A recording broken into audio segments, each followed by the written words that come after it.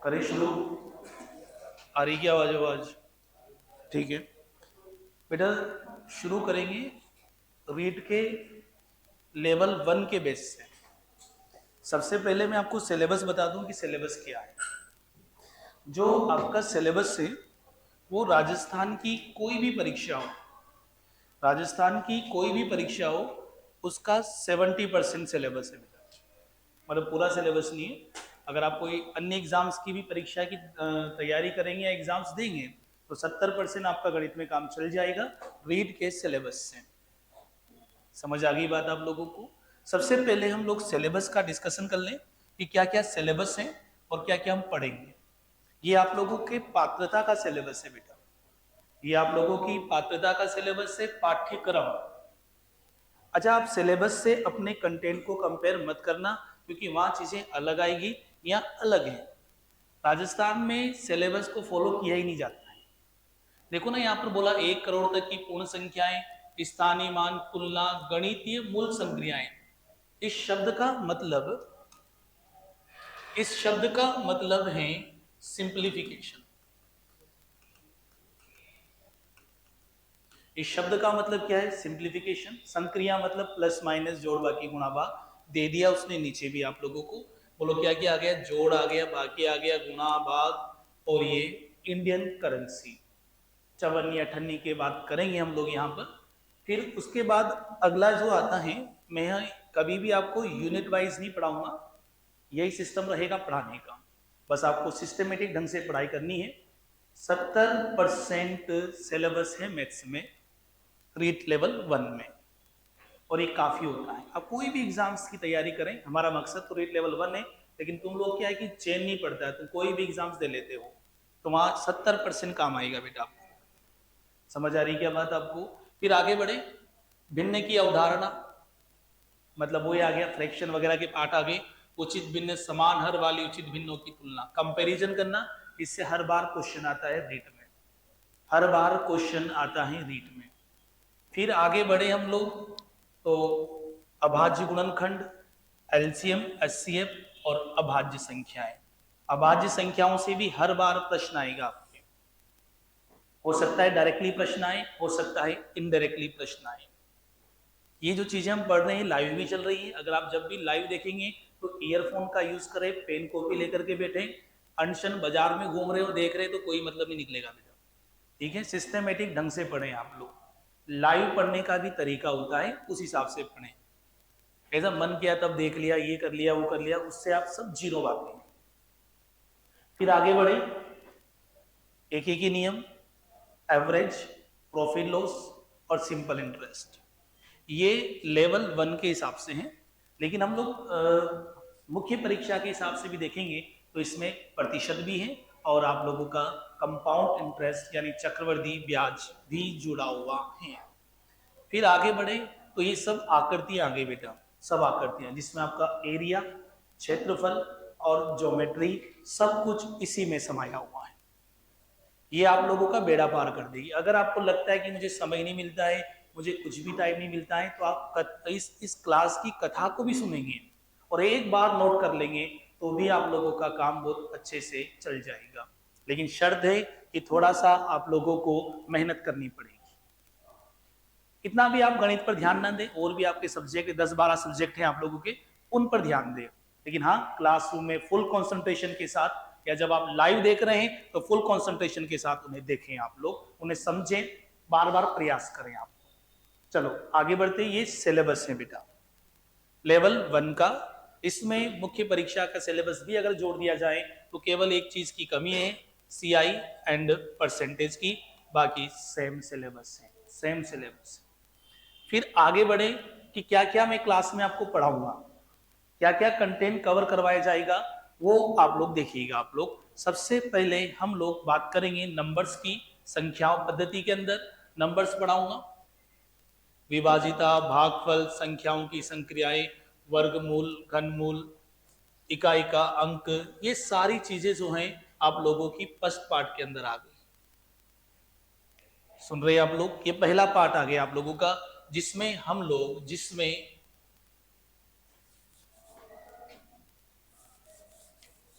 जिसके अंदर ये पूरा सिलेबस है, ये मान के चलें आप लोग, और इसी सिलेबस को हम लोगों को अच्छे से समझना है।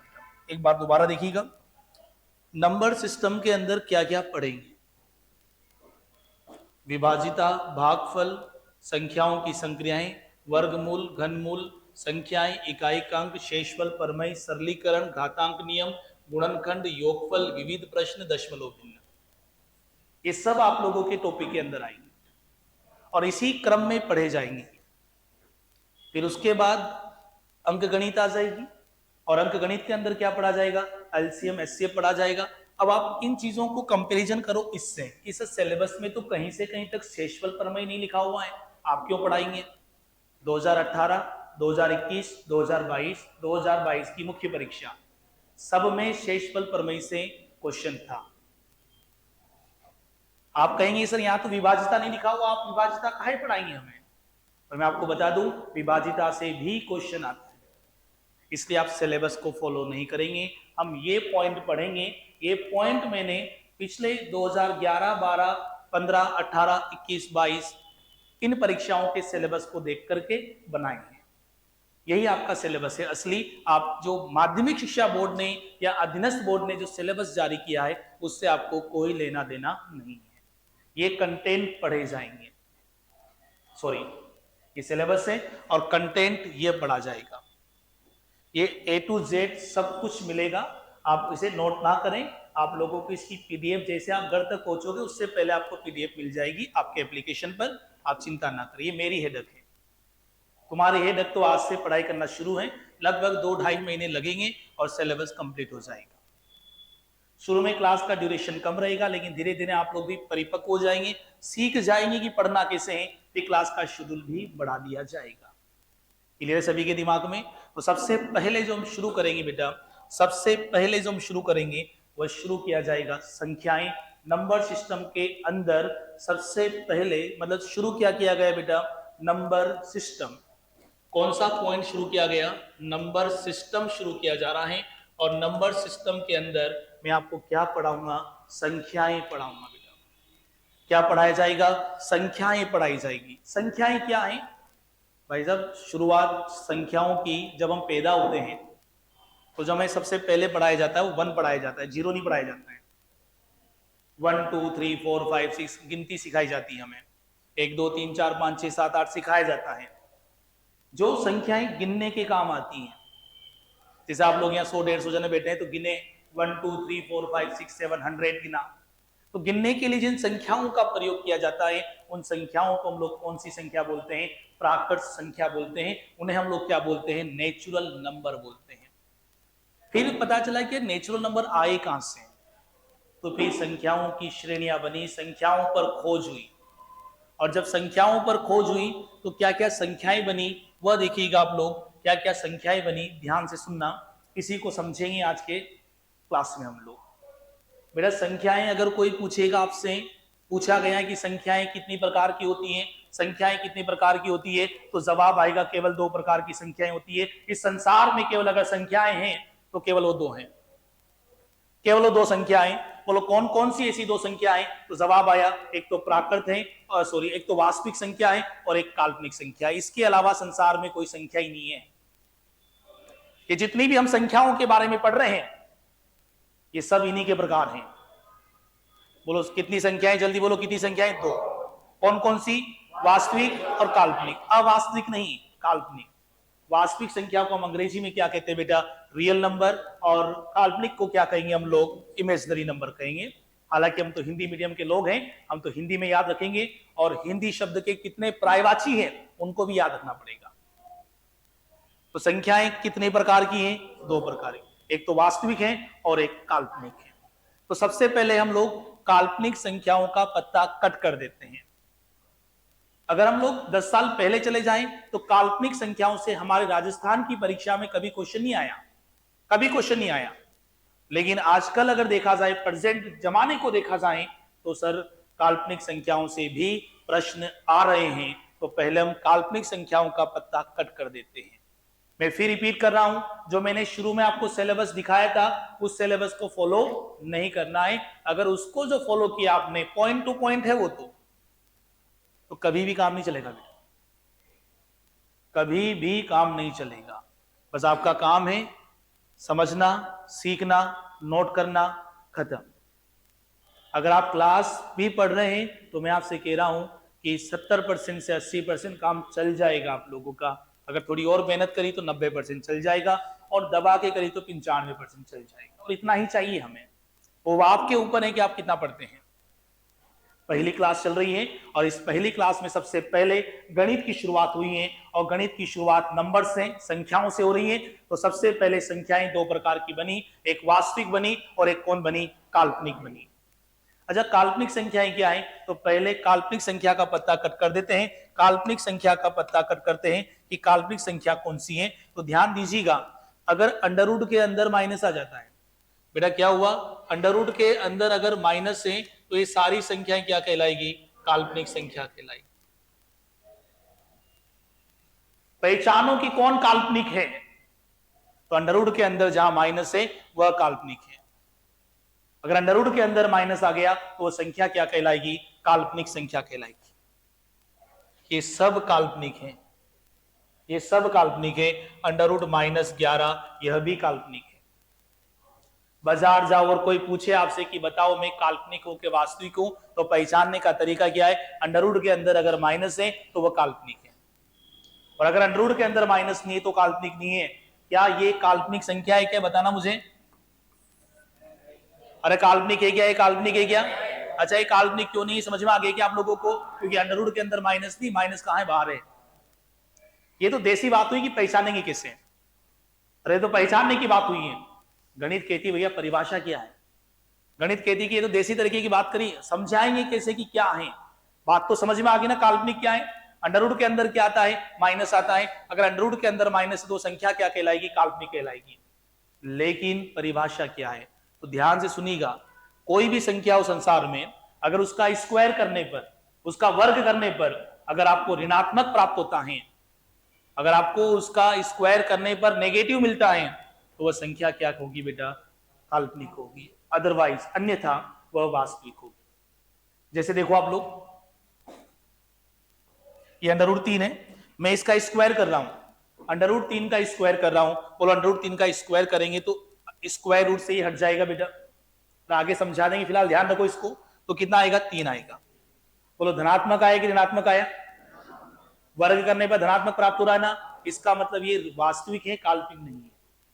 काल्पनिक संख्या की गणितीय परिभाषा क्या है, वे संख्याएं जिनका वर्ग करने पर आपको क्या मिलता है, नेगेटिव मिलता है, ऋणात्मक मिलता है, वह संख्या क्या कहलाती है, काल्पनिक कहलाती है। मेरी बात समझ में आ रही कि मैं क्या कह रहा हूं? किसी भी संख्या का अगर वर्ग करा और अगर वो नेगेटिव मिल गई तो संख्या क्या कहलाएगी आप लोगों की, काल्पनिक कहलाएगी। दोबारा सुनो। अच्छा, इसका वर्ग करेंगे, मेरा सबसे पहले माइनस का वर्ग होगा। बोलो माइनस इंटू माइनस प्लस होता है, माइनस का वर्ग प्लस होता है, तो प्लस हो गया, और रन रूट 3 हट गया तो कितना है, 3 आया। बोलो ये वास्तविक थे कि काल्पनिक थी, जल्दी बोलो। क्यों थी वास्तविक, समझ में आ गया क्या? क्योंकि इसका जो वर्ग है, अरे मूर्खों सुन रहे हो ना, इसका जो वर्ग है वो कैसा प्राप्त हुआ आप लोगों को, धनात्मक प्राप्त हुआ। अगर किसी संख्या का वर्ग अगर धनात्मक प्राप्त होता है तो वह संख्या काल्पनिक नहीं होगी, वह क्या होगी, वास्तविक होगी। अब देखना आप लोग, इसी का कर दे वर्ग, कहां लिखे बार बार। अच्छा, इसका वर्ग करेंगे तो ये इसे मार देगा। बोलो क्या आया, माइनस। उत्तरित तो ओहो, माइनस आ गया। वर्ग करने पर क्या आया, माइनस। इसका मतलब ये क्या थी, काल्पनिक। तुम्हें वहां चेक करने की जरूरत नहीं है, ये तो बात बताई जा रही है। तुम्हें तो क्या देखना है, अंडर रूट के अंदर माइनस आ गया, अगर अंडर रूट के अंदर माइनस तो संख्या कैसी है, काल्पनिक है, अदरवाइज वो वास्तविक है। केवल संख्याएं कितने प्रकार की होती बेटा, 2 प्रकार की। बोलो काल्पनिक संख्याओं का मामला समझ में आ रहा है कि आप लोगों को? इससे नीचे गणित के अंदर कुछ भी नहीं है, सब इससे ऊपर चलेगा, और वहां तक चलेगा जहां तक झन्नाटे महसूस हो जाते हैं हम लोग। और यहां से भी क्वेश्चन आएंगे आप लोगों के। क्या तुम्हें काल्पनिक संख्या की परिभाषा, वे संख्या जिसका वर्ग करने पर क्या मिलता है, ऋणात्मक मिलता है, नेगेटिव प्राप्त होता है। अच्छा, हमने क्या बोला, हमने अंडर रूट -1 को क्या बोला बेटा, आयोटा बोला। क्या बोला, आयोटा। अंडर रूट -1 को क्या बोला, आयोटा बोला, अंडर रूट -1 को क्या बोला, आयोटा बोला, और ये आयोटा अंडर रूट -1 मतलब आयोटा। अच्छा, इसका वर्ग करते हैं हम लोग, इसका स्क्वायर करें हम लोग, तो इसका स्क्वायर करेंगे तो कितना आएगा, -1, और ये कितना आया, आयोटा स्क्वायर। यानी आयोटा का वर्ग किसके बराबर होता है बेटा, -1 के बराबर होता है। आयोटा का स्क्वायर किसके बराबर होगा, -1 के बराबर होगा। ध्यान दीजिएगा, काल्पनिक संख्याओं पर कभी भी प्लस माइनस नहीं होता है। ध्यान दीजिएगा, काल्पनिक संख्याओं पर कभी भी प्लस माइनस नहीं होगा। उसे पहले आपको वास्तविक में बदलना पड़ेगा। जैसे आपके सामने है -3 अंडर रूट -3, तो इसे आप लोग क्या लिखोगे, इसे क्या लिखोगे, अंडर रूट 3 इंटू -1। फिर इसे क्या लिखोगे, under root 3 into under root -1, और इसका मतलब क्या हुआ बेटा, आयोटा। दोबारा समझिएगा, दोबारा समझिएगा, मैं आपसे ये कह रहा हूं कि -√5 है, तो इसे क्या लिखोगे, √5 into under root -1 under root 5 into ये क्या हो गया, आयोटा। तकलीफ देगा ये, क्योंकि नई बात है, और मुझे पता है आप लोगों को प्रॉब्लम इस बात पर आती है कि जैसे नई चीज आई, ये अपने बस की बात नहीं है। पर ये आजकल चल रहा है, राजस्थान में ये क्वेश्चन चल रहे हैं। नहीं तो मुझे भी दीवार को धक्का लगाने का शौक थोड़ी कि जबरन समझाएं। बोलो क्या लिखा है, इस माइनस का मतलब क्या होगा, आयोटा। अरे अरे अरे अरे -√6, तो बोलो क्या लिखोगे, 6 इंटू आयोटा। समझ में आ रही बात आप लोगों को। जैसे आप लोगों के सामने आया, जैसे आपके सामने आया √-5, तो बोलो ये क्या होगा, 5 आयोटा। बात समझ में आ गई कि आप लोगों को। और जब आयोटा का गुणा आयोटा से होगा तो आयोटा स्क्वायर आएगा, और आयोटा स्क्वायर का मतलब कितना होता है, -1 होता है। आयोटा स्क्वायर का मतलब कितना होगा, -1 होगा। आयोटा स्क्वायर का मतलब क्या होगा, -1 होगा। बात समझ रहे हो मैं क्या कह रहा हूं। तो √3 को हम लोग डायरेक्टली क्या लिख सकते हैं बेटा, √-3 को क्या लिखेंगे, √3 इंटू आयोटा। -√5 को क्या लिखेंगे, -√5 को क्या लिखेंगे, बोलो √5 इंटू आयोटा। √10 को क्या लिखेंगे, इधर बैठा करो आप लोग, ठीक है। √-10 को क्या लिखोगे, √-10 को क्या लिखोगे, √10 इंटू आयोटा। बात समझ में आ गई कि आप लोगों को। जैसे आप लोगों के सामने ऐसे आ गया -√12, बताओ क्या लिखा जाएगा, √12 इंटू आयोटा। क्या बात समझ रहे हो मैं क्या कह रहा हूं, ये आपको अपने दिमाग में फिक्स रखना है। √-1 का मतलब क्या होगा, आयोटा। जब इसके सवाल करेंगे तब मैं आपको और समझाऊंगा कि इसका प्रश्न कैसा आएगा। क्या पहले तुम्हें ये बात समझ में आ गई क्या कि काल्पनिक संख्या क्या है। बाजार में आप सब्जी लेने जाओ और वहां कोई संख्या मिल जाए और वो कहे कि मैं काल्पनिक हूं या नहीं हूं, तो क्या पहचान लोगे कि आप लोग काल्पनिक है या नहीं है। अरे बोल तो जाओ, कहां गया हूं। क्लियर है सभी के दिमाग में, ये काल्पनिक संख्याओं का मामला खत्म हो गया। इतनी सी अपने सिलेबस। अगर तुमने ये कथा भी ढंग से सुनी है तो भी आपके काल्पनिक संख्या का क्वेश्चन कहीं नहीं जाएगा। अच्छा, काल्पनिक संख्या को आगे जाके कौन सी संख्याओं में तोड़ा गया, तो जवाब आया कोई सी संख्या में तोड़ा गया। काल्पनिक काल्पनिक ही होती है भाई, नाम से ही पता चल रहा काल्पनिक साली है ही नहीं, बस यूं ही है हवा में। लाओ धरातल की संख्याओं की बात करें। अभी बताए ना, जिन संख्याओं का वर्ग करने पर, अभी बताए ना जिन संख्याओं का वर्ग करने पर माइनस मिलेगा तो वो तो क्या होगी, काल्पनिक। और जिनका वर्ग करने पर आपको धनात्मक मिलेगा वो क्या होगी, वास्तविक। सुन लिया आप लोगों ने। यानी संसार में जितनी भी संख्याएं अब तक आपने पढ़ी है ना, वो सब वास्तविक थी, सब वास्तविक थी। वास्तविक संख्याएं कहां से शुरू होती है बेटा, कहां से शुरू होती है, तो आप कहेंगे वास्तविक संख्याएं शुरू होती है अमेरिका से। माइनस अनंत से कहां जाती है, चल माइनस अनंत से कहां तक जाती है बेटा, प्लस अनंत तक जाती है। बोलो कहां से शुरू होती है बेटा, माइनस अनंत से, और कहां जाती है, प्लस अनंत। इस माइनस अनंत और प्लस अनंत के बीच के सफर में पॉइंट वाली संख्या भी आएगी, बटा वाली संख्या भी आएगी, माइनस की संख्या भी आएगी और प्लस की संख्या भी आएगी। यानी संसार की जितनी भी संख्याएं हैं उन सभी संख्याओं को हमने क्या बोला बेटा, वास्तविक बोला। बस अंडरवुड के अंदर माइनस नहीं आना चाहिए, अंडरवुड के अंदर क्या नहीं आना चाहिए, माइनस। सब आगे बेटा इसमें पॉइंट वाली, बटा बटी, भिन्न भिन्न सब आ गई है, भिन्न, दशमलव, सब संख्याएं आ गई इसके अंदर। यानी देखा जाए तो हमारे सिलेबस में वास्तविक संख्याएं और वहीं से सब कुछ निकलता है।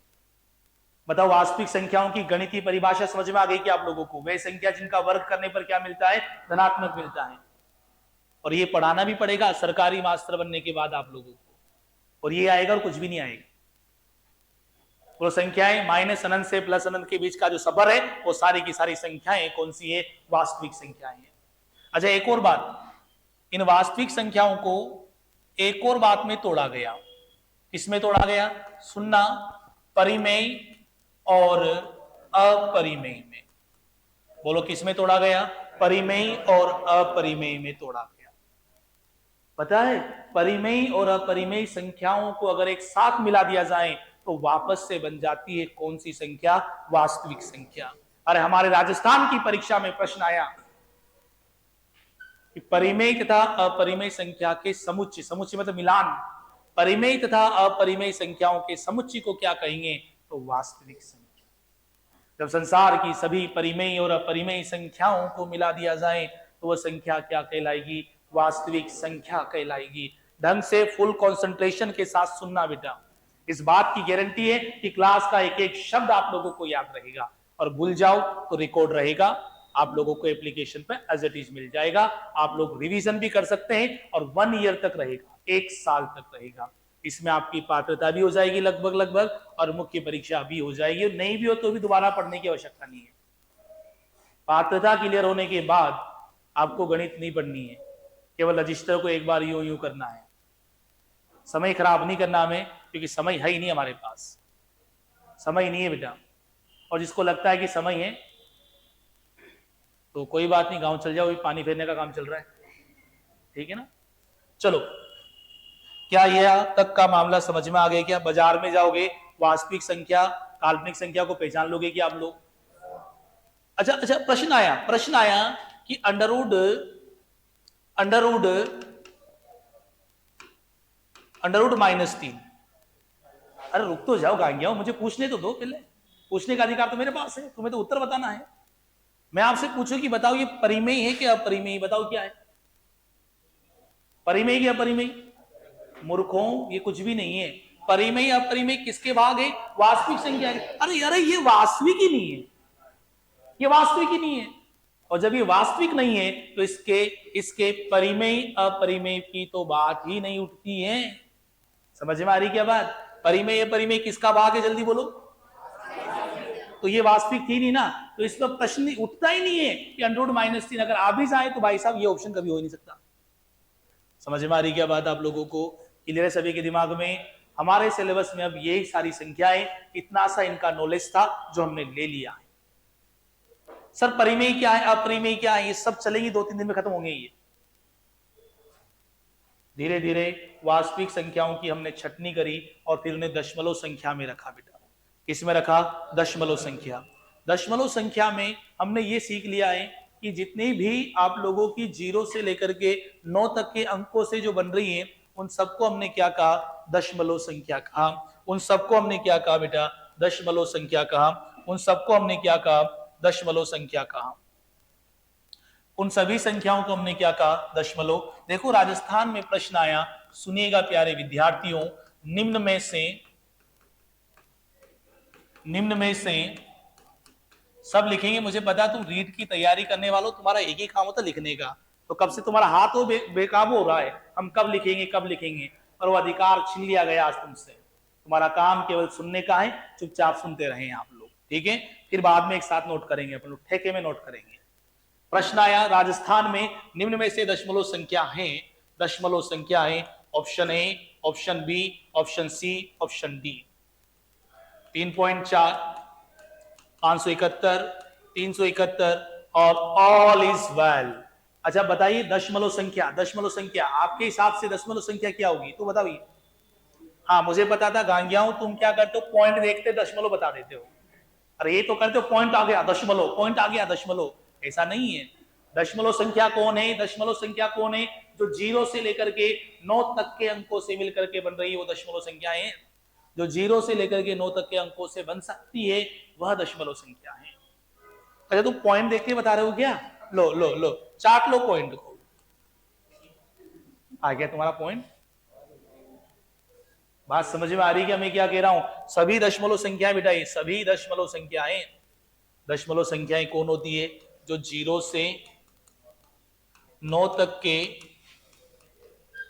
9 तक के अंकों से, अंकों में से बनती है, अंकों में से बनती है। जो 0 से लेकर के 9 तक के अंकों में से बन जाए वह दशमलव है। अब वो जरूरी क्या 10 ही अंक यूज हो? कुछ भी हो सकता है आप लोगों का, कुछ भी हो सकता है। क्या इसमें 0 से लेकर के 9 तक के अंक आ रहे क्या? क्या 0 से लेकर 9 तक के अंक आ रहे क्या? क्या 0 से लेकर 9 तक के अंक आ रहे क्या? इसका मतलब ये तीनों ही आप लोगों की दशमलव संख्या थी। ये तीनों ही क्या थी आप लोगों की? डेसिमल नंबर, दशमलव संख्या थी। कोई संदेह, कोई डाउट इसमें आप लोगों को? अच्छा वास्तविक संख्या को आगे कौन सी संख्या में तोड़ा गया बेटा? दशमलव संख्या में। क्या दशमलव संख्या के बारे में समझ में आगे क्या बात बेटा? फिर दशमलव संख्याओं को ये जब आप कॉपी में नोट करोगे तो ऐसे ही चलेगा, मैं तो पेज भर गया, तुम्हारा थोड़ी पेज भरेगा, लिखते जाना नीचे तक। इन दशमलव संख्याओं को आगे जाकर के हम कई संख्याओं में तोड़ा और हम लोग फिर बात करेंगे किसकी? प्राकृत संख्याओं। बेटा प्राकृत संख्या कहां से शुरू हो रही है? 1 से। और फिर प्राकृत संख्याओं को आगे तोड़ा गया किसमें? सम में और विषम में। इस प्राकृत संख्या में भाज्य संख्याएं भी होती हैं और अभाज्य संख्याएं भी होती हैं, भाज्य भी होती हैं और अभाज्य भी होती है, यानी सारी संख्याएं प्राकृत संख्या ही है। और हमारे सिलेबस में यही सब कुछ आएगा बेटा, भाज्य अभाज्य सब आएगा। हमारे सिलेबस में कहीं नहीं लिखा हुआ है कि वास्तविक संख्याएं ये वो हैं, लेकिन प्रश्न कहीं से भी उठ करके आ सकता है। हम सिलेबस की बात करेंगे ही नहीं, अब करेंगे नहीं अब हम लोग। दशमलव संख्याओं को आगे तोड़ा गया प्राकृत। पूर्णांक भी होती है, पूर्ण भी होती है। पूर्ण संख्याएं कहां से शुरू होती है बेटा? पूर्ण संख्याएं, तो पूर्ण संख्याएं कहां से? 0 1 2 3। समझ आ रही क्या बात आप लोगों को? और अगर इनको प्लस की बोल दें, माइनस की बोल दें, तो ये संख्याएं कौन सी हो जाती है? प्राकृत से पूर्णांक हो जाती है बेटा। कौन सी हो जाती है? पूर्णांक संख्या हो जाती है। यानी पूर्णांक संख्या में माइनस भी होता है और प्लस भी होता है और 0 भी होता है। क्लियर है सभी के दिमाग में? यानी प्राकृत संख्या में क्या है? सम भी है और विषम भी है। फिर सवाल उठता है, क्या ये सवाल समझ में आ गया क्या आप लोगों को? फिर हमारे मन में प्रश्न आता है, प्रश्न आता है दो सम है या विषम है? सॉरी, प्रश्न उठता है 0 सम है या विषम है? 0 ओड है या इवन है? तो बताओ 0 सम है या विषम है? अरे जल्दी बोलो, जोर से बोलो। गांगियाओं कुछ भी नहीं है, मूर्खों। दिमाग तुम लोग लगा ही नहीं रहे हो, दिमाग भी तो लगाना पड़ेगा। सम और विषम किसके भाग है? प्राकृत। सम और विषम किसके भाग है? प्राकृत संख्या के भाग है। और सम और विषम अगर प्राकृत संख्याओं के भाग हैं तो 0 तो प्राकृत संख्या ही नहीं है। अरे जब तुम लोग 2.5 साल के थे तो दादाजी ने सबसे पहले 0 सिखाया था ना? सिखाया था क्या? क्या सिखाया था? तो प्राकृत संख्या कहां से होती? 1 से, जो हमने सबसे पहले जानी है, इसको हमने सबसे पहले जाना है 1। क्या 0 सम है या विषम है? जल्दी बोलो। अरे बोलो नहीं।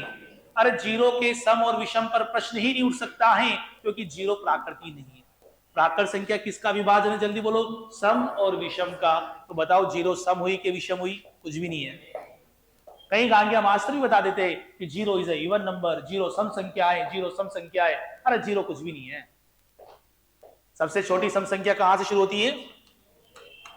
और अब गांगिया 2 से तुम टापरी बिकाओगे घर वालों के। सबसे छोटी सम संख्या बोलो, सबसे छोटी सम संख्या कौन सी है? 0 नहीं है? पक्का पता चल गया आप लोगों को? अच्छा 0 क्यों नहीं पता चल गया कि आप लोगों को? क्योंकि सर ये सम और विषम किसके विभाजन है? प्राकृत संख्याओं के विभाजन है। और जब सम और विषम प्राकृत संख्याओं के विभाजन है तो प्राकृत संख्या तो 0 होती नहीं है। इसलिए सबसे छोटी सम संख्या कौन होगी? बेटा अगर 0 भी सम होती ना तो संख्याओं की पांति भी ढंग से नहीं होती। सम और विषम बराबर होती ना। अगर हम 0 को सम मान भी ले कुछ देर के लिए तो 10 तक फिर बैलेंस ही बिगड़ गया, गणित का बैलेंस बिगड़ गया। 10 तक 5 तो विषम हो जाएगी, और 6 क्या हो जाएगी, सम हो जाएगी। अरे अगर जीरो को भी ले लोगे तो आप लोग, इसलिए जीरो को ना तो सम बोला गया ना विषम बोला। क्या बात समझ रहे हो मैं क्या कह रहा हूं? ये बिल्कुल जो जीरो पढ़ा रहा हूं, ये जीरो ही आता परीक्षाओं में, यहीं से शुरुआत होती है। अगर आप आज ही पैदा हुए हैं तो बधाई हो, सिलेबस भी आज ही शुरू हुआ है, सिलेबस भी आज ही शुरू हुआ है। क्या तुम्हें प्राकृत और सम और विषम के बारे में पता चल गया क्या? कोई दिक्कत इसमें आप लोगों को? क्या उस संख्याओं का चार्ट भी समझ में आ गया था कि आप लोगों को? अरे बोल तो जाओ, संख्याओं का चार्ट भी समझ में आ गया था कि आप? मन बड़ा बेकाबू हो रहा है सर, कब लिखेंगे? 15 साल से लिखते आ रहे हो ना, लाली काली नीली के पेन से, कुछ नहीं उखाड़ पाए ना, तो आज क्या उखाड़ लोगे? लिखूंगा लिखूंगा कर रहे हो, चुपचाप सुनो, सुनने का टाइम है ये, सुनने का टाइम है। लिखना तो जरूरी है, पर अभी तो सुनने का टाइम है। मैं पीडीएफ भी आपको भेजूंगा ताकि आप पीडीएफ से नोट कर लो, बढ़िया सुंदर सुंदर राइटिंग में लिखो, तुम्हारे काम नहीं है, तुम्हारे भाई बहनों के काम आएगा, आएगा ये पक्का है। अगर तुमने काम में नहीं लिया रजिस्टर को, तो तुम्हारा भाई बहन, तुम्हारा मित्र काम में लेगा। और गणित थोड़ी बदलेगी, दो सवाल बदल जाएंगे केवल, ये थोड़ी बदलेगी कि आप लोगों ने सम संख्या 2 पढ़ी थी और आपका छोटा भाई बहन 1 पढ़ लेगा, ऐसा थोड़ी होगा। बात सबके लिए सेम चलेगी बेटा, सबके लिए सेम चलेगी। चलो अब बात करते हैं। सर सबसे पहले हमने संख्याएं तो पढ़ ली हैं, और अब पढ़ा क्या जाए, तो सबसे पहले शुरुआत करेंगे कौन सी संख्याओं की? अभाज्य संख्याओं। सबसे पहले कौन सी संख्या पढ़ेंगे? अभाज्य, जिसे हम लोग क्या कहते हैं? Prime number. अभाज्य संख्या को हिंदी में क्या कहा जाता है? रूढ़ संख्या। अभाज्य संख्या को हिंदी में और क्या कहा जाता है? मूल संख्या। ये सब अभाज्य संख्याओं के नाम हैं। सबसे पहले आप अपनी नोटबुक में टॉपिक डालो, संख्या पद्धति। रफ कॉपी लाए होंगे ना, यहाँ तो रफ कॉपी लाना, घर पे रखना फेयर कॉपी। सबसे पहले टॉपिक डाल लो, नंबर सिस्टम, संख्या पद्धति। डाल लिया सबने? नंबर सिस्टम, संख्या पद्धति डाले बेटा सबने? सिस्टम, नंबर सिस्टम डाल लिया रे? और मैं कहूंगा इसे लिखना है, आंसर में लिखो। नंबर सिस्टम डाल लिया सबने? नंबर सिस्टम में पॉइंट डालो आप लोग, संख्याएं। नंबर सिस्टम के अंदर पॉइंट डालो, संख्याएं, संख्याएं। अब इसे थोड़ा सा लिख लो, आप चार्ट बना लो ऐसा, और घर पे फेयर कर लेना, और अभी भी लिखो थोड़ा सा, ताकि 2 बार लिखने में आ जाए। और जो लाइव देख रहे हैं वो भी लिखो बेटा, जो बच्चे लाइव देख रहे हैं वह भी लिखें, कम से कम 100 से ज्यादा देख रहे हैं।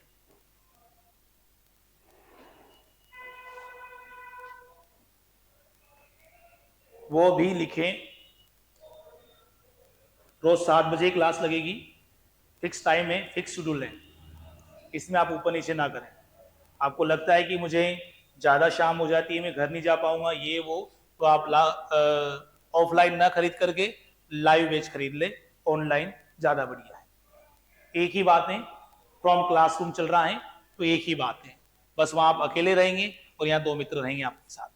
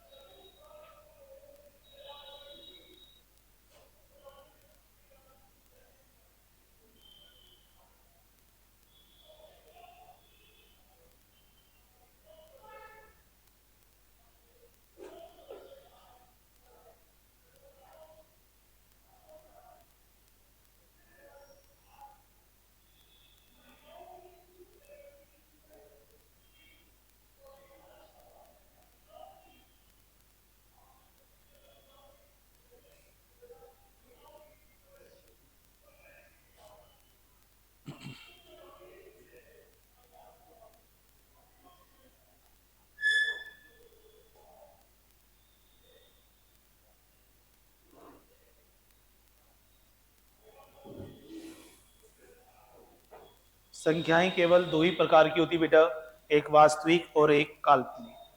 बाजार में झोला लेकर के सब्जी लेने जाओगे तो पहचान तो जाओगे ना काल्पनिक कौन और वास्तविक कौन, पहचान लेगा। पता चले संख्या तुझे नहीं पहचाने, वो पूछना ही भूल जाए तुझसे कि मैं काल्पनिक हूं कि वास्तविक हूं। हाँ बेटा, दशमलव, हाँ दशमलव आगे जाके कौन सी संख्या में टूट गई बेटा, प्राकृत। देखो ना चेन चल रही यूं।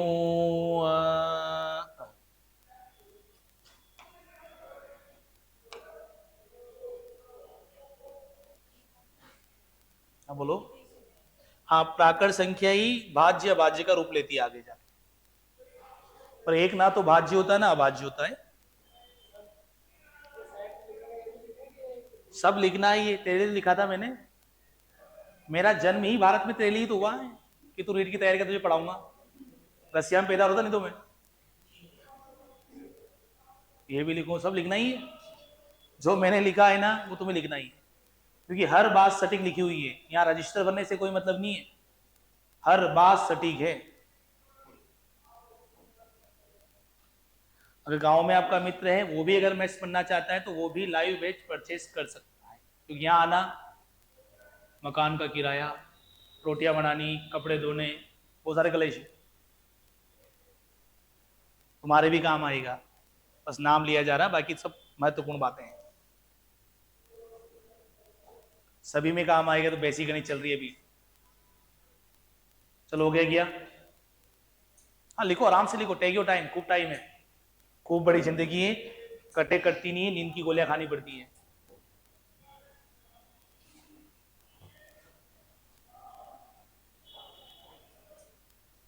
हटो आगे से।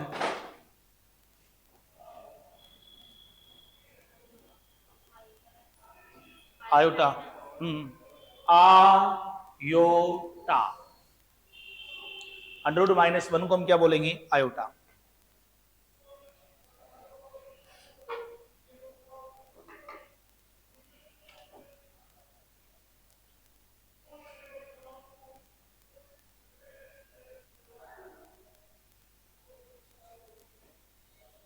कंप्लीट। नहीं भी लिख पाए तो पीडीएफ आ जाएगी आपके पास, आप चिंता ना करें। और रीट का विद्यार्थी लिखने में तो माहिर होता है, बहुत लपक के लिखता है, वो तो उसका काम ही क्या है, जब से वो कोचिंग शुरू करता है तब से लिखता ही लिखता है। पेन के भाव, रजिस्टर के भाव किसकी वजह से बढ़ रहे, तुम तैयारी, रीट की तैयारी करने वालों की वजह से बढ़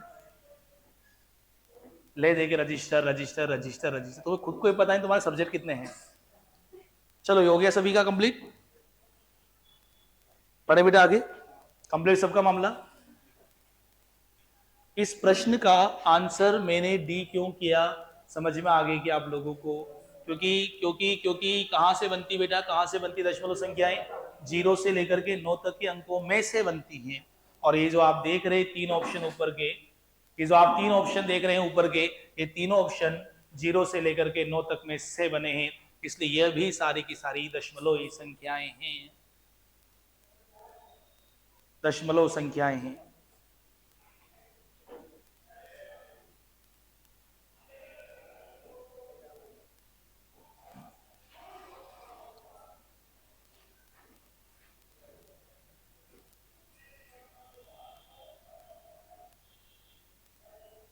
कितने बजे जाना पता चल गया क्या, 6 बजे।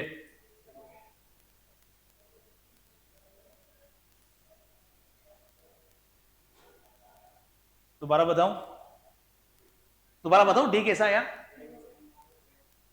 क्या तुम हाँ भर देते मैं बता देता क्या,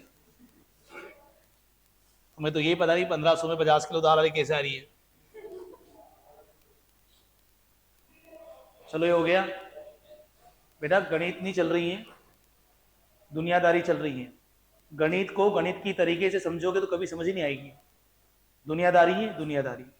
देसी तरीके से समझोगे शानदार समझ में आएगी। और ऐसे ही बस ओहो गणित गई, गया बहती आवासा था, गई गणित गांव चली गई, वो आवेगी नहीं। अब हम अच्छा सम या विषम, 0 सम है या विषम है बेटा, शून्य शून्य सम है या विषम है, तो जवाब आया ना सम ना विषम। सबसे छोटी सम संख्या ही कौन है भाई? 2 है। जैसे हमने बोला कि सबसे छोटी सम संख्या 2 है तो मामला ये खत्म हो गया। जैसे हमने बोला कि सबसे छोटी सम संख्या 2 है तो मामला यही खत्म हो गया ना कि 2 से शुरुआत हुई संख्या की सम की। ठीक है, लाइन लिखो जल्दी से, सब काम आएगा, एक एक शब्द काम आएगा। एक दिन भी यूजलेस बात नहीं करूंगा, पढ़ाऊंगा पढ़ाऊंगा पढ़ाऊंगा पढ़ाऊंगा पढ़ाऊंगा। यहां मजा नहीं आएगा, आप लोगों को आंसू टपकेंगे आप लोगों के। और मजा लेना है तो मत आओ, कपिल शर्मा का शो देखो, वहां आएगा मजा। और भी कुछ है देखने के लिए, जरूरी है कपिल शर्मा का शो देखो, बहुत कुछ है। सबसे छोटी सम संख्या कौन है? जल्दी बोलो। 2। बोलो 0, बोलो 0, 2। तैयार है सभी? आ गए? लिख लिया सबने? अब बेटा अब शुरुआत होती है संख्याओं के एक एक प्रकार की। हम केवल अभाज्य संख्याओं को डिस्कस करेंगे क्योंकि अभाज्य संख्याओं से ही हमारे प्रश्न आएगा। हर कालखंड में प्राइम नंबर से प्रश्न आया है। हर कालखंड में, हमारे राजस्थान में हर कालखंड में अभाज्य संख्याओं से प्रश्न आया और आगे भी आता रहेगा, आगे भी आता रहेगा। सवाल का पूछने का तरीका बदल जाएगा लेकिन आएगा तो आज भी अभाज्य संख्या के नाम, क्योंकि हमारा हिंदी मीडियम भाई साहब, और जब वहां अगर मूल संख्या आ गई है तो दिमाग खराब हो जाएगा, साला मूल संख्या क्या थी। लेकिन अंग्रेजी में तो प्राइम ही लिखा हुआ आएगा, इसलिए मेरे दुरंधर साथियों आप लोगों को अंग्रेजी वर्ड भी याद रखना पड़ेगा कि इसे प्राइम नंबर कहते हैं। मैं भी प्राइम बोलूंगा ताकि तुम्हें याद रह जाए। अच्छा, प्राइम, मूल संख्या। अच्छा, प्राइम शब्द का मतलब क्या है? क्या समझे हम लोग प्राइम शब्द का मतलब? तो मैं आपको बता दूं, प्राइम शब्द का मतलब होता है ओरिजिनल। ओरिजिनल, जियो प्राइम, अमेजन प्राइम। प्राइम शब्द का मतलब ओरिजिनल, जो किसी से मिलकर के नहीं बना है। तो जितनी भी प्राइम संख्या है ना, वो किसी से मिलकर नहीं बनती है, वो अपने आप में मूल संख्या होती है। वो अपने आप में मूल संख्या होती है। वे संख्याएं अपने आप में मूल संख्याएं होती हैं। प्राइम संख्या अपने आप में मूल संख्या है जो किसी से भी नहीं बनी है। तो अभाज्य संख्या के नाम लिख ली सभी ने, आप लोगों ने प्राइम नंबर के नाम लिख लीजिएगा। रूट संख्या, मूल संख्या इत्यादि इत्यादि जो नाम है, ये किसके नाम है बेटा? प्राइम नंबर के नाम है।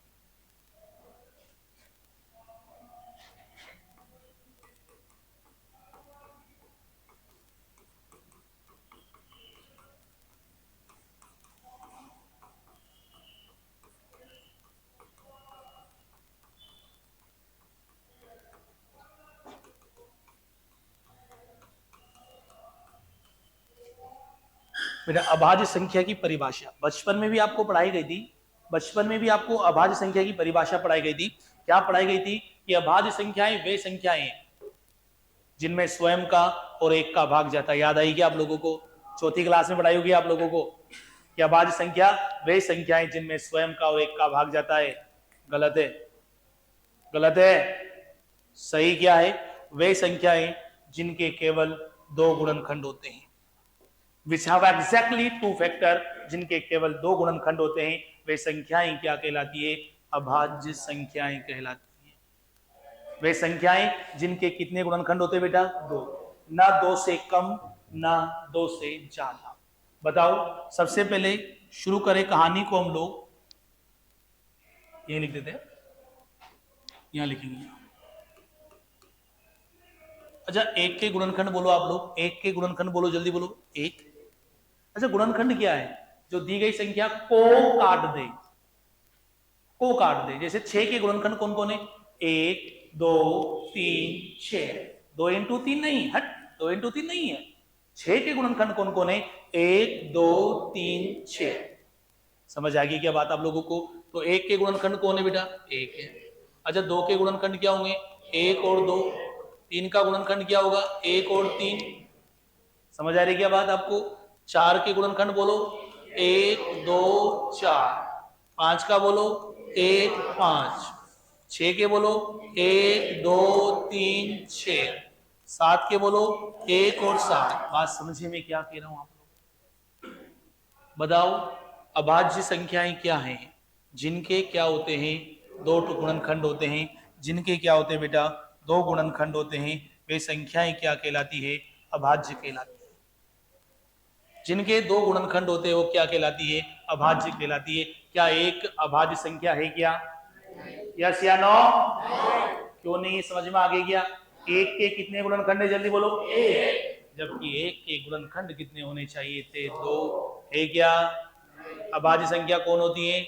जिनके जिनके दो गुणनखंड होते हैं। क्या ये अभाज्य है क्या? हट। क्या ये है क्या? हाँ हाँ आह, हाँ आह, हाँ। सुन रहे हो? क्या सुना? सुन लिया क्या? केवल दो गुणनखंड हो, केवल दो गुणनखंड। मैं फिर कह रहा हूं, अगर आप दोबारा नहीं भी पढ़ोगे तो भी एक एक शब्द याद रहेगा आपको, क्योंकि तुम जैसे गांगियाओं पे भरोसा नहीं, मुझे खुद पे भरोसा है। बोलो, क्या एक अभाज्य संख्या है क्या? क्यों नहीं है? दो होने चाहिए थे, दो दो दो। यहाँ कितना है? एक है, इसलिए नहीं है, इसलिए नहीं है। बताओ सबसे छोटी अभाज्य संख्या ही कौन आई है? अच्छा, अभाज्य संख्याओं की परिभाषा समझ में आ गई कि आप लोगों को? अभाज्य संख्याओं की परिभाषा क्या है? वे संख्याएं जिनके कितने गुणनखंड होते हैं? दो। केवल दो, केवल दो। फिर हमने पहली बात देखी, हमने सबसे पहली बात देखी कि सबसे छोटी प्राइम नंबर जो है वह कौन है बेटा? संसार का सबसे छोटा प्राइम नंबर कौन है? दो। संसार का सबसे छोटा प्राइम नंबर कौन है? दो है। और संसार में केवल दो ही एक ऐसा प्राणी है, संसार में दो ही एक ऐसा प्राणी है बेटा, जो सम होने के साथ साथ सॉरी अभाज्य भी है। सम होने के साथ साथ क्या है? अभाज्य भी है। केवल संसार में दो ही एक ऐसा प्राणी है जो अभाज्य भी है और सम भी है। बाकी संसार में जितनी भी अभाज्य संख्याएं सब विषम है। मैंने ये नहीं कहा कि विषम संख्याएं अभाज्य हैं, लेकिन सारी की सारी अभाज्य संख्याएं क्या है बेटा? विषम है, केवल दो को छोड़कर। केवल संसार में दो ही एक ऐसा राजकुमार है जो सम भी है और अभाज्य भी है, बाकी सब विषम है, बाकी सब विषम है। दो सम तथा केवल दो ही, केवल केवल दो, टू वाला दो, केवल दो सम तथा अभाज्य है। बाकी जितनी भी अभाज्य संख्याएं वो सारी की सारी कौन सी है? विषम है। केवल दो ही जो हैं वो सम होने के साथ साथ क्या बेटा? अभाज्य भी है। संसार में एक ही ऐसा राजकुमार है जो सम भी है और अभाज्य भी। फिर और क्या बात आई, और क्या बात आई? तो सुनिएगा आप लोग, सुनिएगा। एक से लेकर 100 तक अभाज्य संख्याएं, 1 से लेकर 100 तक अभाज्य संख्याएं जो हैं वो कितनी होती है बेटा? 15 होती है। 1 से लेकर के 50 तक, पहले 50 लिखेंगे। 1 से लेकर के 50 तक अभाज्य संख्याएं कितनी होती है बेटा? 15 होती है। अरे कौन सी होती है? 15। याद रखना है, कोई जुगाड़? कोई जुगाड़ नहीं है, एक बार लिख लोगे याद रहेगा। कई लोग इनके कोड बता देते, हमें कोई कोड वोड की जरूरत नहीं है, हमें कोई कोड की जरूरत नहीं है, हम खुद अपने आप में कोड है। बोलो 1 से लेकर के 50 तक अभाज्य संख्याओं की संख्या क्या होती है? एक बार अपन ने लिख ली ना, जीवन भर याद रहेगी। बोलो सबसे पहले क्या लिखूंगा? 2 3 5 7 11 13 17 19 23 29 31 37 41 43 और 47। गिन ले आप लोग, अगर आप गिनेंगे तो कितनी आ जाएगी? आप गिनेंगे तो कितनी आ जाएगी? 15।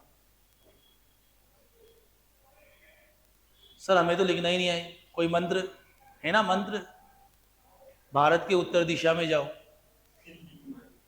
हिमालय आएगा, हिमालय, वहां साल 1.5 साल 2 साल तपस्या करो, फिर महादेव प्रकट होंगे, फिर महादेव से पूछना आप कि क्या है जुगाड़, तो महादेव कहेंगे गांगिया पहाड़े वर्ग क्यूब याद रख, पहाड़े वर्ग क्यूब याद रख, उसमें सब कुछ मिल जाएगा।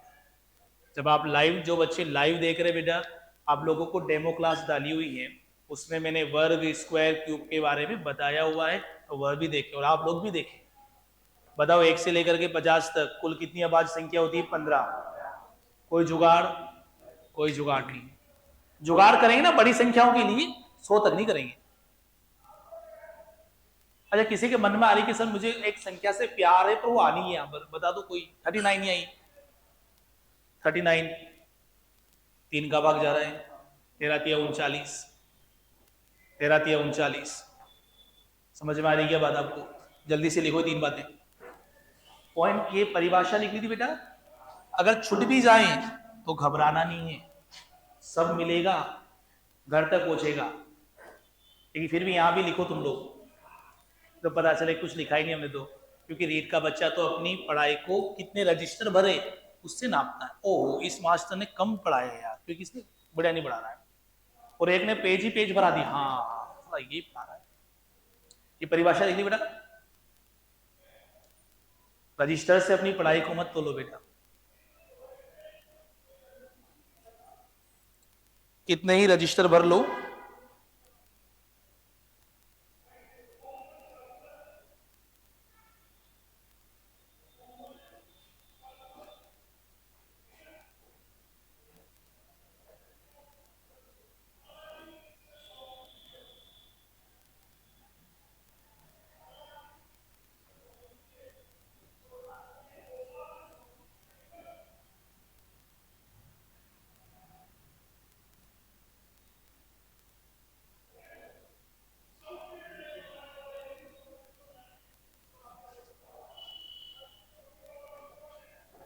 हो गया सभी को?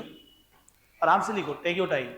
नहीं भी लिख पा रहे तो चिंता ना करो, सब मिल जाएगा आप लोगों को।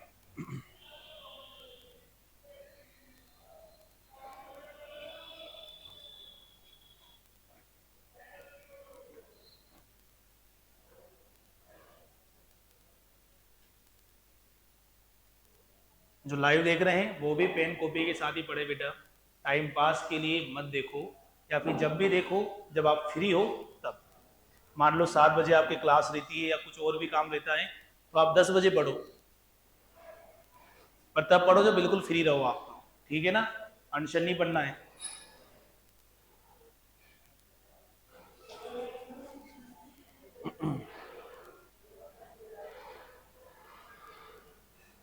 हो गया सभी का?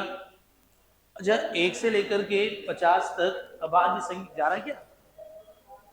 1 से लेकर के, अच्छा क्लास कब तक रही पता है क्या आपको? ये तो मुझे ही पता नहीं है, ये मुझे ही पता नहीं है कब तक रहेगी। जब तक टॉपिक खत्म नहीं हो जाए तब तक क्लास चलेगी, चाहे वो फिर 8 बजे, चाहे 8:30 बजे, चाहे 9 बजे। और किसी को लगता है कि मैं घर कैसे जाऊंगा, 9 बजे अंधेरा हो जाता है, तो मुझे बोलना, मैं छोड़ आऊंगा तुम्हें। चलो दोबारा सुनो। 1 से लेकर 50 से लेकर 100 तक अभाज्य संख्याओं की संख्या, अभाज्य संख्याओं की संख्या कितनी होती है बेटा? 10। लिख लो और लिखो 10 संख्याएं कौन कौन सी हैं। 50 से लेकर 51 भी कर लो, कोई फर्क नहीं पड़ता, ले तो 51 कर ले पप्पू, कोई दिक्कत नहीं। क्या हुआ? शाबाश शाबाश, ये गांगे क्या सोच रहा है, फिक्स है ये तो, ये दिमाग लगा रहा है कि 1 से लेकर के 50 तक कितनी होती है? 15, तो फिर अगले 50 तक 15 फिर आ जाएगी, फिर 15 आ जाएगी, प्रसाद बट रही है यहाँ पर। अभाज्य संख्याएं रैंडम होती, अंट शंट फिक्स नहीं है ये। मैं खुद ही घबरा, इसलिए 5 कौन सा 5 गायब हो गया। 51 से लेकर के 100 तक अभाज्य संख्याओं की संख्या कितनी होती है? जल्दी बोलो। 10 होती है। 51 से लेकर के 100 तक अभाज्य संख्याओं की संख्या कितनी होती है? 10 होती है। लिख रहे हो क्या 10? लिखने का नाटक ही करो बेटा।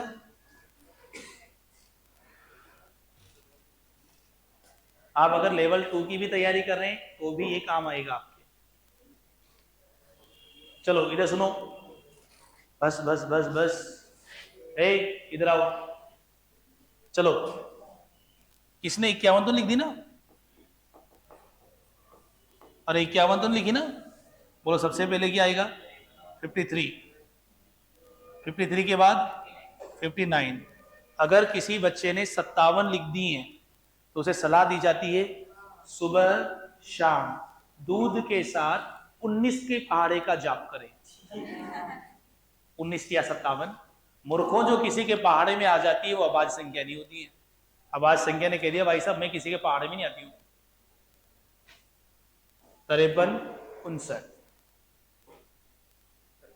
61, 67, 71, 73। बस तुम्हारा मन कर रहा है कि सर हमें कोई मेथड तो सिखाओ कि कैसे पहचाने। 100 तक कोई मेथड नहीं है। कहीं गांगिया मास्टर कोड बताते, कोड 2 5 8 ऐसे होगी। हट, तुम तो क्या करो, लिखना सीख जाओ, क्योंकि वहां कितनी होगी ये नहीं पूछा जाएगा, वो उनका योग करवाएगा आपसे। 71, 73। किसी के मन में आ रही कि हमारी वो संख्या लिख के बता दो? हाँ, कुछ मन में आ रहा हो कि वो क्यों लिखा है। किसी के मन में आ जाए कि सर ये क्यों ना लिखा है, पूछ लेना, बता देंगे। 73। जो लाइव देख रहे हैं उनके कमेंट भी कल पढ़ेंगे, आज नहीं पढ़ेंगे।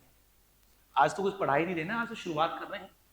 71, 73, 79,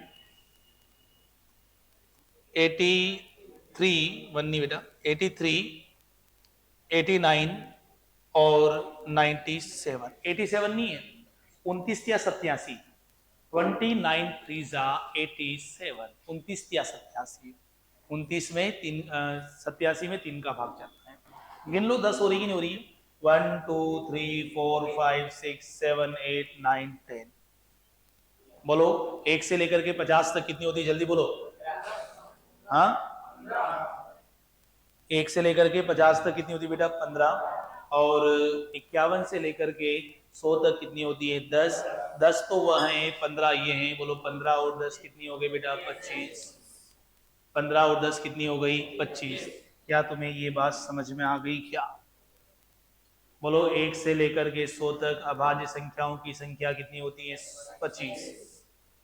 1 से लेकर के 100 तक अभाज्य संख्याओं की संख्या कितनी होती है? 25। अरे अरे, पिछली बार प्रश्न पूछा गया, पिछली बार प्रश्न पूछा गया 80 के निकटतम, क्या पूछा गया? 80 के निकटतम अभाज्य संख्या कौन सी है? तो 80 के निकटतम अभाज्य संख्या 79 भी और 83 भी है, लेकिन निकटतम 79, निकटतम 79 है। समझ में आ रही क्या बात आप लोगों को? कोई परेशानी इसमें आप लोगों को? ये ऐसे प्रश्न देखो, अगर कंसेप्ट, अच्छा कई गांगियाओं ने संख्या नहीं पढ़ी तो वो भी गलत गया, वो भी गलत जाएगा बेटा। और पढ़ा हुआ है तो कभी गलत नहीं जाएगा, पढ़ा हुआ है तो कभी भी गलत नहीं जाएगा। बात समझ आ गई कि आप लोगों को? 1 से लेकर के 100 तक अभाज्य संख्याओं की संख्या क्या होती है बेटा? 25 होती है। और सुनिएगा, फिर एक और बात आई, अभाज्य युग्म। अभाज्य युग्म बेटा, अभाज्य युग्म क्या है? ये भी पूछा गया बेटा, सीटेट में पूछा। अभाज्य युग्म क्या है? यदि दो अभाज्य संख्याओं के बीच केवल एक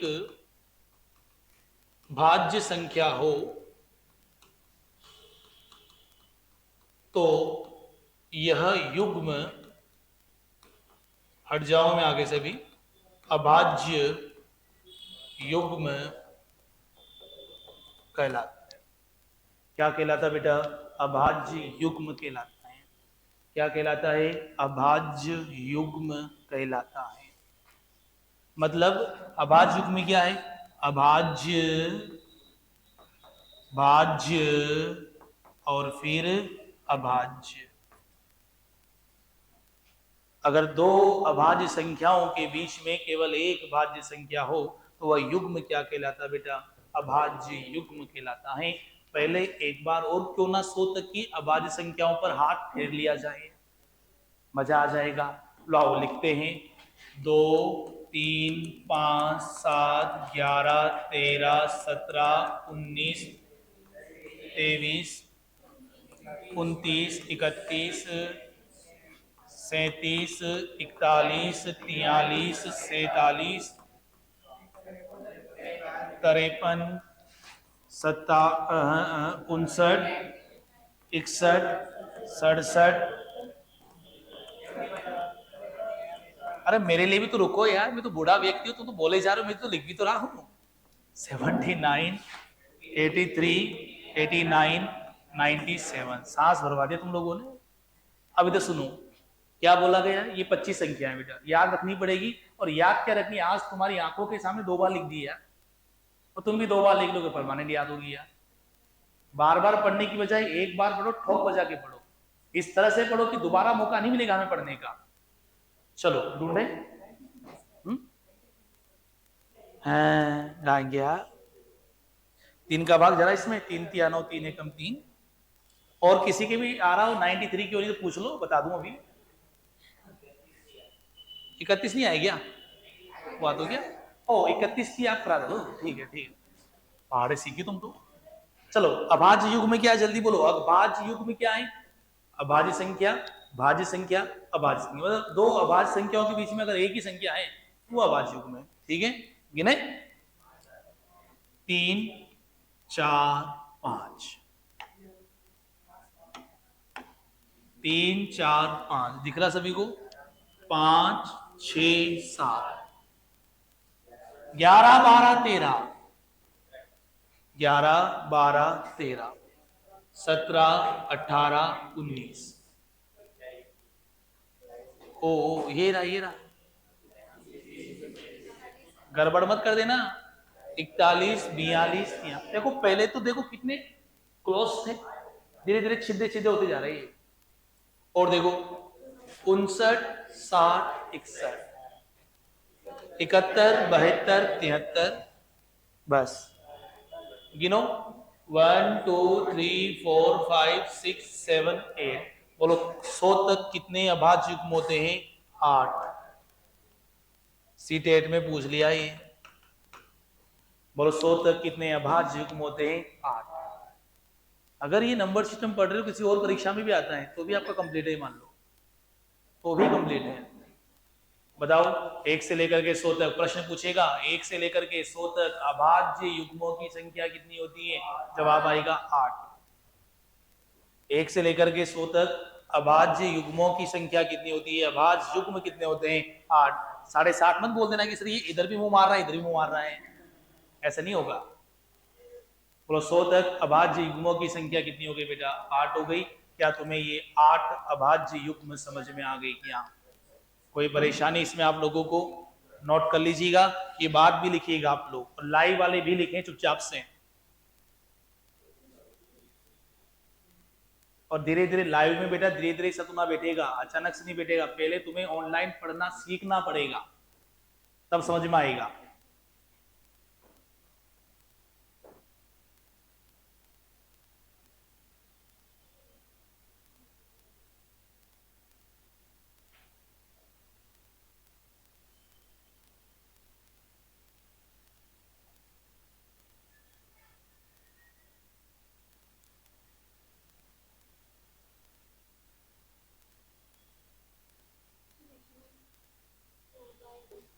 हम्म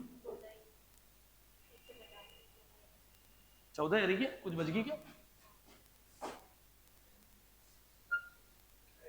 कहाँ बची है? 1 2 3 4 5 6 7 8 9 10 11 12 13 14 15 ही तो आ रही है। ऐसे घबराओ मत तुम लोग, गिनो एक बार गिनो। हाँ जा रहा हूँ। लिख लो बातें मत करो। 15 ही घबरा गया, 15 क्या 14 कहाँ से?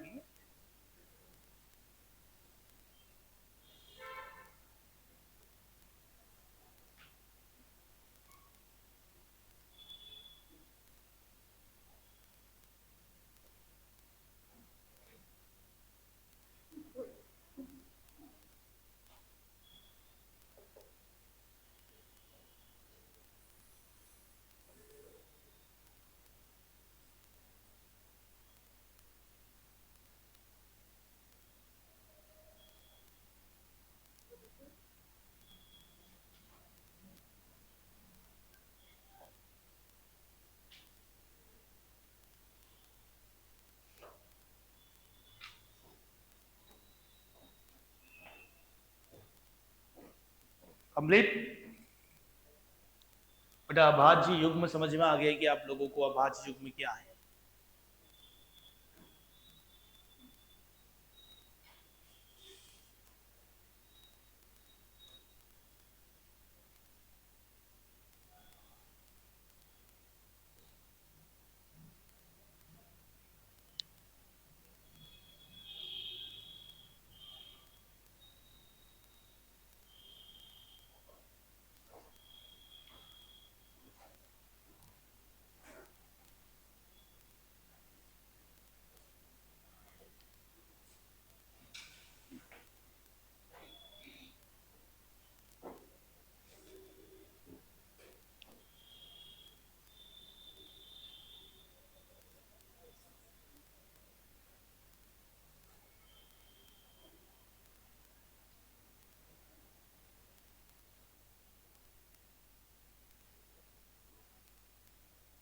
ओके सभी को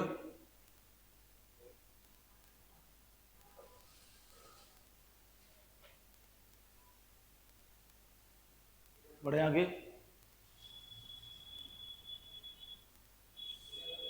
ओके सभी का। अच्छा बताओ 1 से लेकर के 100 तक कितने अभाज्य युग्म होते हैं? अरे बोलो 8। वो 100 तक के आसपास का ही पूछेगा बेटा, वो 100 तक के आसपास का ही पूछेगा, वो आपके हिसाब से नहीं पूछेगा, वो आपके हिसाब से नहीं पूछेगा। अच्छा अब ये जितनी भी अभाज्य संख्याएं थी बेटा, इनकी खास बात है कि अगर हम इनमें 2 को और 3 को छोड़ दें, अरे किसको छोड़ दिया जाए? 2 को और 3 को छोड़ दिया जाए। 2 को और 3 को छोड़ करके जितनी भी अभाज्य संख्याएं हैं, जितनी भी अभाज्य संख्या हैं, उनमें जब आप लोग 6 का भाग लगाओगे, किसका भाग लगाओगे? 6 का, तो या तो 1 बचेगा या 5 बचेगा, 2 और 3 के अलावा देख लो कोई भी। मैंने मेरे शब्दों को उल्टा ना करें आप लोग, मैं ये नहीं कह रहा हूं कि किसी संख्या में अगर 6 का भाग लगाएं 1 और 5 बच जाए तो अभाज्य होती, ये नहीं बोला गया। अगर अभाज्य है तो ये पक्का है कि 6 का भाग लगाने पर 1 या 5 बचेगा। मतलब आप में से कोई बच्चा खड़ा होकर कह दे कि सर मैं अभाज्य हूं, मैं अभाज्य हूं, मैं अभाज्य हूं, तो भैया उसमें 6 का भाग लगाने पर निश्चित रूप से क्या बचेगा? या तो 1 बचेगा या 5 बचेगा। समझ में आ रही बात में क्या कह रहा हूं? उल्टा ना समझे इसको कि किसी में 6 का भाग लगा दिया और 1 बच गया तो वो अभाज्य है, ऐसा नहीं बोला गया है। 55 देख लो, 55 में 6 का भाग लगो 1 बचेगा, 25 से 6 का भाग लगो 1 बचेगा, ये नहीं बोला गया। अगर कोई अभाज्य है तो उसमें 6 का भाग लगाने पर क्या बचेगा? या तो 1 बचेगा या फिर 5 बचेगा। यानी संसार की कोई भी अभाज्य संख्या हो, 2 और 3 को छोड़ करके उनमें किसका भाग लगाया जाए? 6 का भाग लगाया जाए तो क्या बचेगा? 1 या 5 बचेगा। 2 तथा 3 को छोड़कर, 3 को छोड़कर सभी अभाज्य संख्याओं में,